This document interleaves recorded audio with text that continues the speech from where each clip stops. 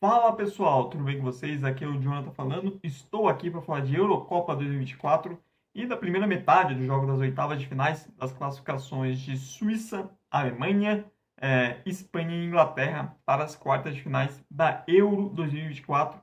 Então eu já peço você deixar o seu like aqui, se inscrever no canal se ainda não for inscrito e também dar aquela força divulgando esse vídeo com seus amigos, né? Porque é sempre importante aí para quem está começando nesse rumo aí da análise, dos comentários, produzir conteúdo sobre futebol.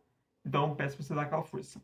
Bora iniciar, né, por ordem do que foi os jogos, com a Suíça, que teve uma grande atuação coletiva, a sua melhor na Euro.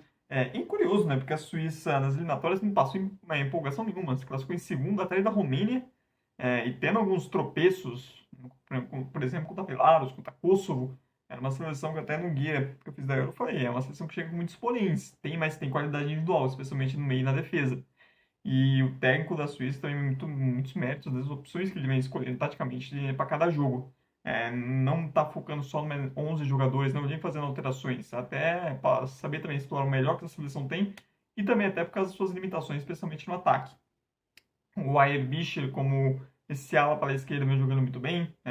O Sommer, que é um ótimo goleiro de ótima temporada, acabou que até agora o Euro não está sendo tanto requisitado como se imaginava, como foi em outros momentos até com a camisa da Suíça, tem uma defesa segura, o Akanji jogando muita bola, e o ataque funcionando, né? O Xhaka também muito bem, importante citar, e o Freuler fazendo uma boa dupla, e o ataque funcionando bem dentro das suas limitações. Vargas fez um golaço, que já havia feito bons jogos, Rieder, Shaqiri quando necessitado, embolou, o Duá na primeira rodada, e o Ndoye também, então mesmo sem ter grandes opções, a Suíça vem sabendo utilizar bem as que tem, para conseguir avançando e ter boas atuações.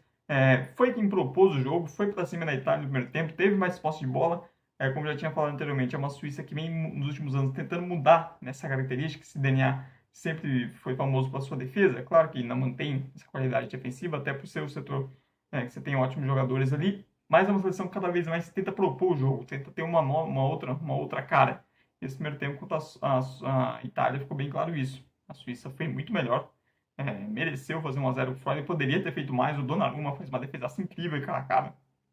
E no segundo tempo, o golaço do Vargas, aí com 2-0 na frente, a Suíça soube, né? E apareceu aquele lado um pouco mais defensivo, soube segurar na defesa, sofreu pouquíssimo também, contra uma Itália pouquíssimo esperada, foi assim durante o torneio. Classificação mais do que merecida para a Suíça, que é uma surpresa positiva. A seleção suíça, por toda a tradição, por tudo que ela vem fazendo, não é uma surpresa chegar nas quartas. Mas, dado o cenário que vinha antes da Euro, é até surpreendente, não só ela estar fazendo essa campanha, mas também o nível que ela vem mostrando. E vai lembrar, a Suíça na Euro passada eliminou a França, nos pênaltis, que era a atual campeã do mundo, e agora elimina a atual campeã da Euro, a Itália. E falando um pouco da Itália, que Eurocopa decepcionante, o trabalho do Spalletti também não está sendo bom.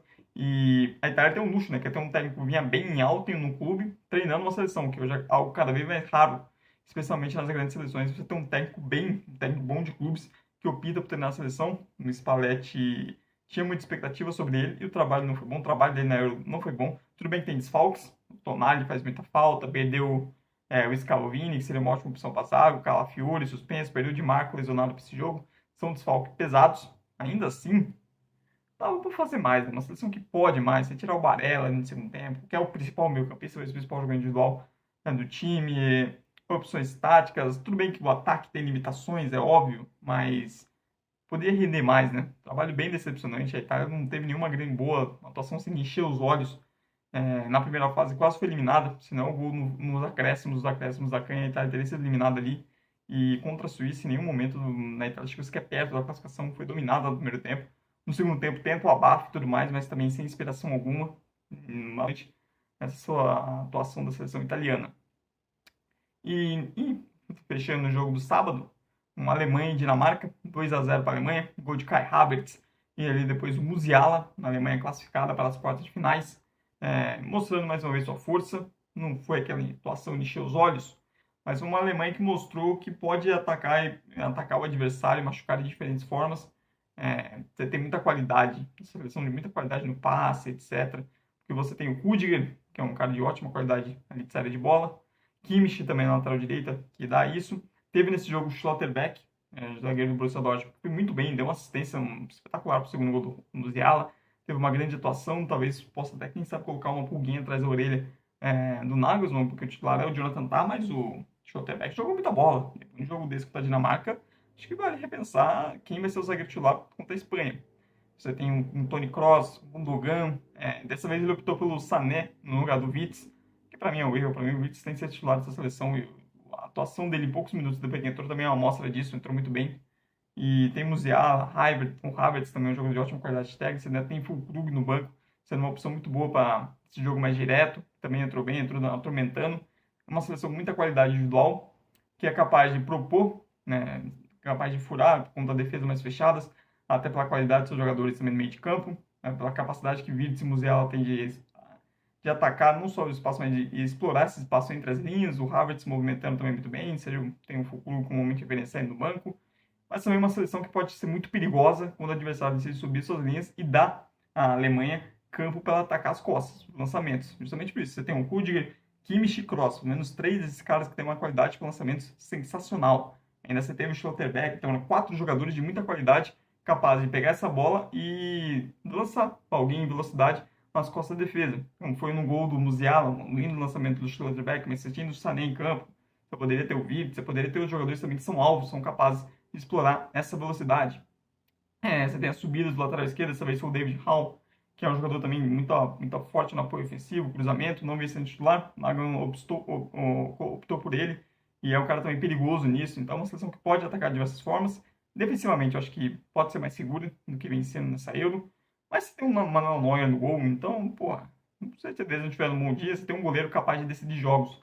Ele apareceu bem, não foi a atuação maior brilho coletivo, já teve as opções melhores nessa Euro, mas foi uma importante vitória para dar mais confiança ainda mais se você tem um grande duelo nas quartas contra uma seleção fortíssima como a Espanha. Já a Dinamarca, acho que a sensação da Dinamarca nessa Euro é de que, putz, dava para ter feito um desempenho melhor.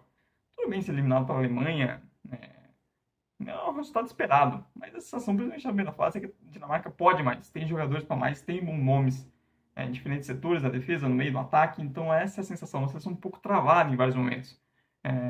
E até pelo que se mostrou no grupo, poderia ter tido uma classificação melhor. O grupo deu à Dinamarca a oportunidade de terminar em primeiro, e aí, ao invés de ter pegado a Alemanha, poderia ter pegado a Eslováquia, um adversário mais acessível, um lado da chave mais acessível, onde ela poderia bater com a Suíça ou com a Itália. Então, e faltou um pouco mais de poder ofensivo. Uma seleção que defensivamente até fez um bom papel, mas o ataque deixou um pouco a desejar, mesmo tendo bons jogadores. Perca de gols, alguma dificuldade para criar. É uma seleção que no desempenho das eliminatórias não tinha sido empolgado tanto, e o na Euro também não. Apesar, mas tem bons jogadores, tem condições, e tem que ser mais cobrado também para melhorar o desempenho, né? O desempenho na Copa foi ruim, nas eliminatórias também não foi lá muito animador, num grupo que era mais frágil tecnicamente, e na Euro também deu a sensação de que poderia mais. Mas ao mesmo tempo, uma lasca de pé do Anderson poderia ter aberto o placar contra a Alemanha e eu poderia estar falando sobre outra coisa, sobre uma Dinamarca que se classificou. Porque a história do jogo com 1 a 0 a favor da Dinamarca no segundo tempo seria outra completamente diferente. Quando a Dinamarca toma o gol do Havertz de pênalti, precisa se expor um pouco mais e aí acabou não dando conta contra uma Alemanha muito forte. Mas eu passo uma sensação, não é ruim pelo resultado em si, mas eu passo uma sensação da Dinamarca meio que poderia ter jogado mais. E teve condições para isso, e tem jogadores para isso. Iniciando os jogos domingo, com a Inglaterra, que, meu Deus, mais uma atuação empolgante, só que não. A seleção inglesa do Southgate é impressionante, eu já falei isso em outros vídeos, que é uma seleção que tem muita qualidade, mas o trabalho do Southgate é muito pobre, é muitíssimo pobre, é impressionante, não joga nada a seleção. Foram mais de 90 minutos também de pouca inspiração coletiva, muito dependente de individualidades mesmo. Hoje o Declan Rice jogou muito bem, jogou muita bola, um dos melhores, se não o melhor jogo dele com a camisa da seleção inglesa. Mesmo o Bellingham não tendo feito uma grande partida, não estava bem abaixo.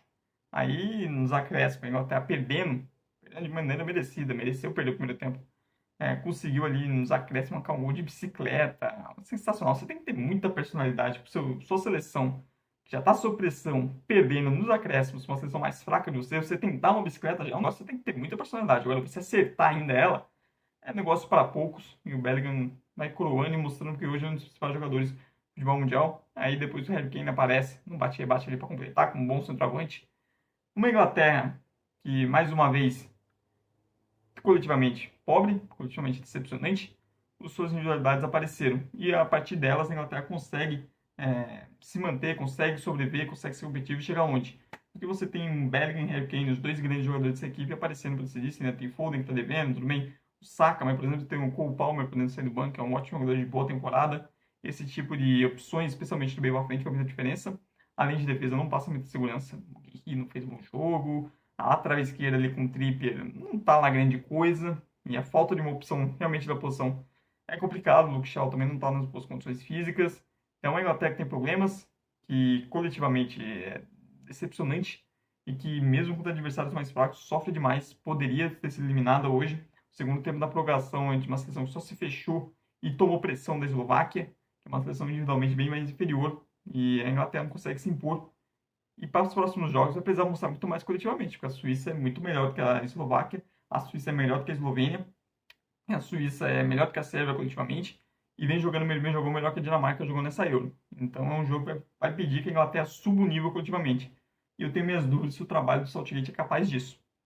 Do lado da Eslováquia, putz, é um roteiro muito cruel, né? Pô, quem já torceu aí para algum time, alguma zebra, você vê seu time pronto ali para fazer uma história de Davi contra Golias, naqueles roteiros épicos. Aí toma um gol no último segundo, no último minuto, de bicicleta ainda, para levar para prorrogação e sentiram demais, né? Sentiram demais. Os jogadores eslovacos sentiram o golpe. Tanto que no início da prorrogação a Inglaterra vai para cima e consegue o segundo gol. E foi um golpe muito duro. Um golpe muito duro. Até consegue se recuperar, pressiona no fim, tenta ali o empate, contando também com a péssima atuação inglesa, que simplesmente só se fechou no segundo tempo da prorrogação, não conseguiu ter controle nenhum. Mas a Eslováquia termina a Euro com uma sensação muito positiva, uma imagem muito boa. Uma seleção que eu não tinha expectativas do ponto de vista técnico e fiquei muito surpreso positivamente. Coletivamente, uma seleção que mostrou muitas qualidades, muita noção defensiva também e principalmente sabia exatamente o que fazer com bola.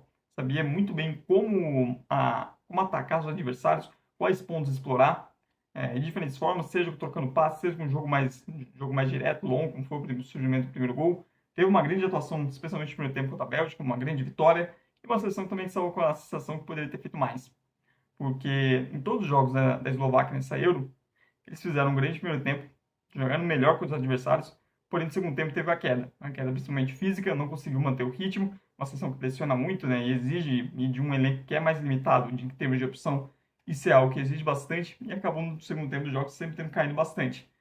Contra a Bélgica ganha, mas toma uma pressão enorme na segunda etapa, contra a Ucrânia toma virada no segundo tempo, contra a Romênia ele sai na frente, toma empate, e contra a Inglaterra, mesma coisa, saiu na frente e não sustentou o placar. Saiu na frente em 4 jogos, só ganhou 1. E também é complicado, né? É uma seleção que deixou uma boa impressão individual. Você teve o Dubravka fazendo um bom Euro no gol, o Skriniar, já esperado, sendo muito seguro na zaga, o Ranko muito bem na lateral esquerda, e o Lobotka desfilando o futebol no volante, um dos melhores meias dessa Euro até aqui. Que competição fez o Lobotka, meia do Napoli. E o último jogo, Espanha e Geórgia, por alguns momentos o sonho georgiano viveu fortemente. Tivemos ali bons minutos com a Geórgia se classificando para as quartas da Eurocopa. Durou pouco e a goleada não apaga o que foi essa campanha épica da Geórgia, sua primeira participação, com todas as limitações que a seleção possui.